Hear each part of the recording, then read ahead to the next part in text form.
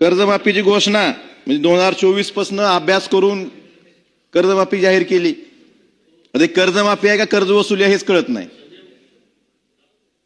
म्हणजे सरकारला शेतकऱ्याचं कर्ज माफ करायचंय का शेतकऱ्याकडनं कर्ज वसूल करायचंय हे कळत नाही. अध्यक्ष महोदय, सावरकर साहेबांनी मगाशी बोलताना सांगितले की 2009ची कर्जमाफी, 2009च्या कर्जमाफीमध्ये दीर्घमुदतीचं कर्ज होतं. मामा त्यावेळेस तुम्ही तिकडेच होते. बरेच लोक इकडले आज तिकडे आहे तिथेच होते. पण 2017च्या कर्जमाफीबद्दल आपण उल्लेख केला. 2017ची कर्जमाफी आजपर्यंत पूर्ण झालेली नाही. 26 आहे. त्या कर्जमाफीतले मला बोलू द्या मला बोलू द्या असं नाही. आम्ही तुम्हाला कुठं थांबवलं का? आम्ही ऐकून घेतलं. आमचं काय चुकीचं असलं तुम्ही परत बोला.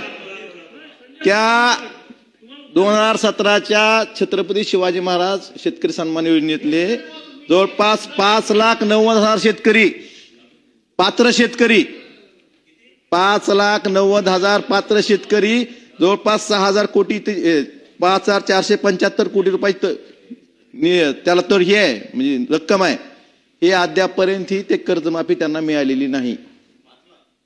5,90,000 शेतकऱ्याचे 5,475 कोटी अद्यापर्यंत मिळालेले नाहीत. खरं ऐकून घ्यायची सवय लावा. चेक करा, तपासा तरी. उत्तरात द्या.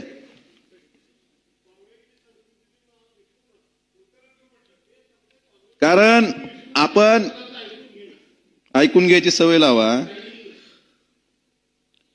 आणि अजून एक त्यात सुरुवातच आहे. 1947 पासून पहिली राज्य सरकारने केली कर्जमाफी. बरोबर, राज्य सरकारची पहिली कर्जमाफी 14 नंतर झाली. 1947 स्वातंत्र्यापासूनचा उल्लेख आहे आपल्या प्रस्तावामध्ये. पण 1947 पासून जेवढ्या आत्महत्या झाल्या नव्हत्या तेवढ्या शेतकरी आत्महत्या 14 नंतर झाल्यात. ही वस्तू आपल्याला नाकारता येत नाही.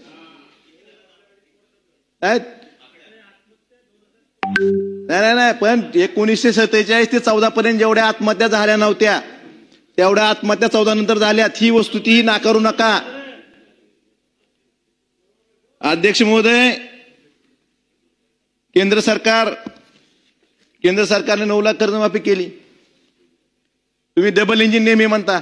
डबल इंजिन सरकार. केंद्र सरकारला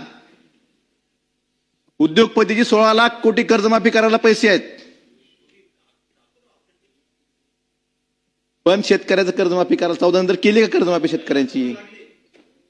तुमची समोरची.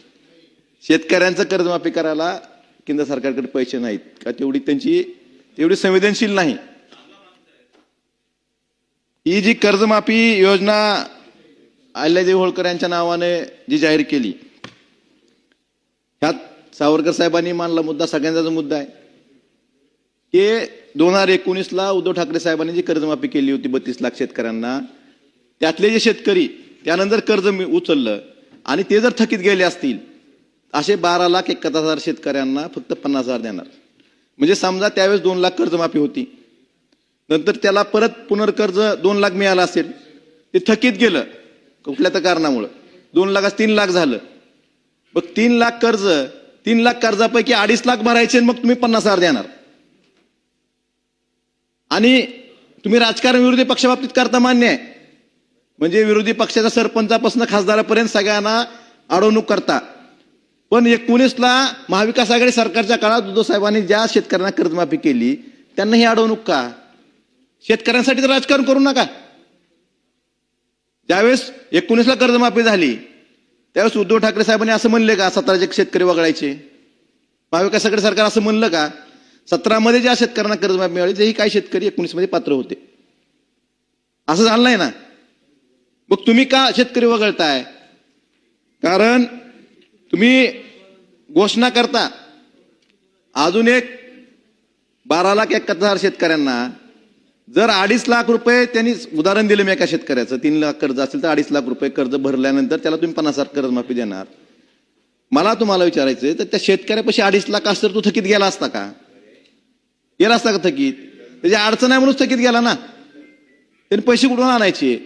तर माझी विनंती आहे सरकारला की ही जी आहे तुम्ही 12 लाख शेतकऱ्यांची जी 12 लाख 71,000 शेतकऱ्यांची जी अट लावलेली आहे, अटी शर्ती नाहीत म्हणतात ना, ही जी अट लावलेली आहे, विरोधी पक्षातल्या लोकप्रतिनिधींसारखी त्यांची वागणूक शेतकऱ्यांना देऊ नका.